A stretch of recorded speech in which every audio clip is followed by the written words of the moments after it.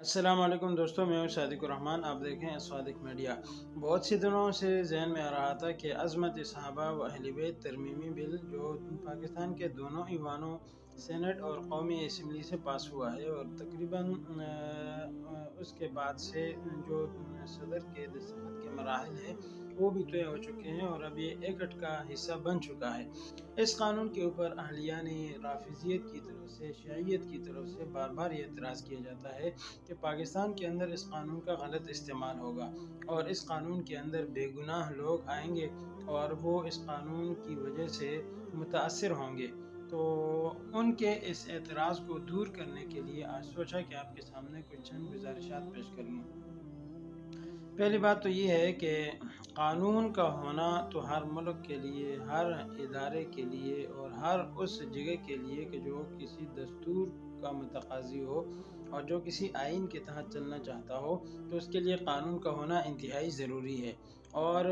उस कानून का इस्तेमाल, उसके बाद दूसरी बात है कि उस कानून को या किसी भी कानून को दुरुस्त तरीके से इस्तेमाल किया जाए और बेगुनाहों को उसके अंदर मुलविस होने से बचाया जाए। लेकिन चूँकि दुनिया के अंदर मुजरिमाना अफ़ाल बहुत ज़्यादा बकसरत पाए जाते हैं, इस वजह से बसा औक़ात हमेशा हर एक कानून के तहत गैर मुजरिम लोगों को भी बसा औक़ात पकड़ा जाता है और कटहरे में लाया जाता है। और ये इस वजह से नहीं होता कि चूँकि कानून बना है इसलिए उन लोगों को लाया जा रहा है, बल्कि कानून के अंदर सफाई सुथराई के लिए और दुरुस्त तरीके से मुजरिम की तलाश के लिए बहुत सारे लोगों को अरेस्ट किया जाता है और उन्हें पकड़ा जाता है ताकि इनकी वजह से कानून की असल रसाई अपने असल मुजरिम तक पहुंच जाए। तो ये दुनिया के अंदर किसी भी कानून के अंदर होता है। लिहाजा ये कहना कि ये कानून गैर मुजरिमों के बारे में इस्तेमाल होगा और ये कानून नहीं होना चाहिए, तो ये इस कानून को ख़त्म करने की बातें हैं और इसको गैर मौसर करने की बातें हैं, जिसके पीछे बेईमानी के अलावा कोई और चीज़ नहीं है। आप देखें कि कोई भी कानून हो, उसको अगर गैर मौसर बना दिया जाए, उस कानून को अगर ख़त्म कर दिया जाए, तो उसके बाद मुजरिमाना पॉलिसियाँ बहुत ज़्यादा हो जाती है। और हज़रात साहबा इकराम रिज़वानुल्लाहि ताला अलैहिम अजमईन तो हमारी मुत्तफ़िक़ा चीज़ है। और अगर आप ये कहते हैं कि हम हज़रात साहबा इकराम को मानते हैं, उनके ऊपर ईमान लाते हैं, तो फिर आप अज़मत सहाबा की वजह से इस बिल को क्यों तनफ़ुर की निगाह से देख रहे हैं? इस बिल को क्यों रद्द कर रहे हैं? इस बिल के अंदर तो वही आदमी आएगा कि जो अज़मत सहाबा व अहले बैत को नहीं मानेगा या सहाबा इकराम की गुस्ताखी करेगा और उनकी किरदार कुशी करेगा, तो वो आदमी इसके अंदर आएगा। लिहाजा आप तो असल मुजरिम नहीं है। अगर आप इस बिल की मुखालफत कर रहे हैं, इसका माना ये है कि ये आपके ईमान का हिस्सा है कि आप सहाबा और अहले बैत की गुस्ताखियाँ करते रहें और आप किसी कानून के शिकंजे में भी ना आए, तो ये तो कहीं भी नहीं हो सकता। और दूसरी बात यह है कि असल कानून की मुखालिफत इस वजह से होती है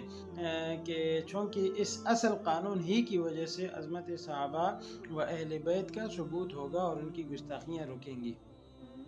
और इस बिल की मुखालिफत करना ये ऐसा है जैसा कि कोई आदमी अगर मस्जिद के अंदर आया हो और मस्जिद से उसकी जूतियाँ चोरी हो गई हो, तो चोरी हो जाने के बाद अगर वो ये कहे कि चूँकि मेरी जूतियाँ इस मस्जिद से गुम हो गई हैं, लिहाजा इस मस्जिद को गिरा दिया जाए, तो ये उस आदमी की बेवकूफ़ी है। इसलिए कि जूतियों की वजह से किसी मस्जिद को नहीं गिराया जा सकता, बल्कि इंसानी अक़ल का तकाज़ा ये है कि जूतियों के दुरुस्त रखने के लिए, सही सलामत रखने के लिए कोई निज़ाम मुतारफ़ करवाया जाए कि जिसकी वजह से लोगों की जूतियाँ भी महफूज हो और लोग मस्जिद में नमाज़ पढ़ने के लिए भी आएँ। या ऐसा ही है कि जैसे पाकिस्तान के अंदर ताज़ीरात पाकिस्तान का 302 दफ़ा है, तो अब अगर किसी आदमी को 302 दफ़ा के अंदर गिरफ़्तार कर लिया जाए और वो आदमी बेगुनाह हो, तो ये प्रोपेगेंडा किया जाए कि चूँकि ये आदमी बेगुनाह है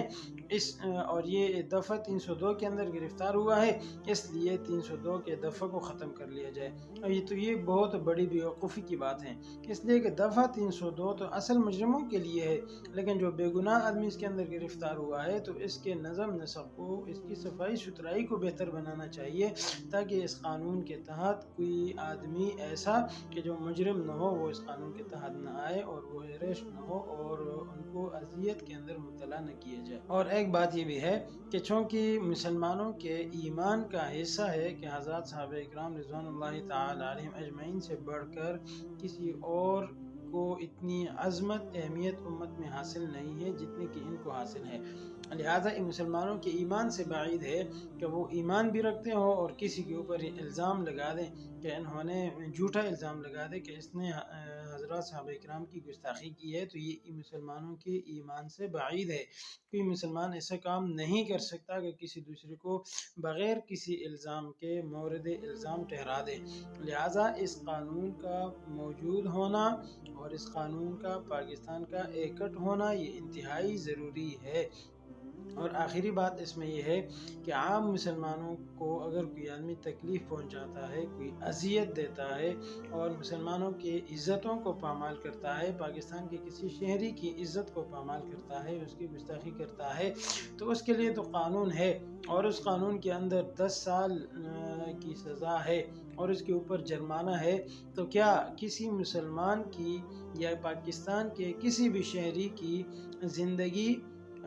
صحابہ اکرام کی زندگی سے بڑھ کر ہیں کہ صحابہ اکرام کی گستاخی کرنے والے کو تو 3 سال کی سزا دے دی جائے اور جو آدمی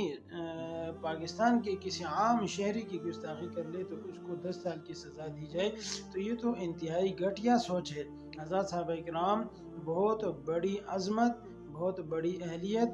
بہت بڑے مقام رکھنے والے ہیں، ہم عام مسلمان تو ان کے پاؤں کے خاک تک بھی نہیں پہنچ سکتے، اور ہم چاہتے ہیں کہ ہماری عزت اور احترام میں اگر 10 سال کی سزا ہے تو صحابہ اکرام کی عزت اور احترام میں اس سے بھی بڑھ کر سزا ہونی چاہیے۔ اگر آپ کو میری یہ ویڈیو اور یہ چند باتیں پسند آئی ہے تو آپ اس ویڈیو کو لائک کریں، شیئر کریں اور اپنے رائے کا اظہار کمنٹ سیشن کے اندر کریں، اور مجھے اجازت دیجیے، انشاءاللہ آئندہ کسی اور ویڈیو میں ملاقات ہوگی۔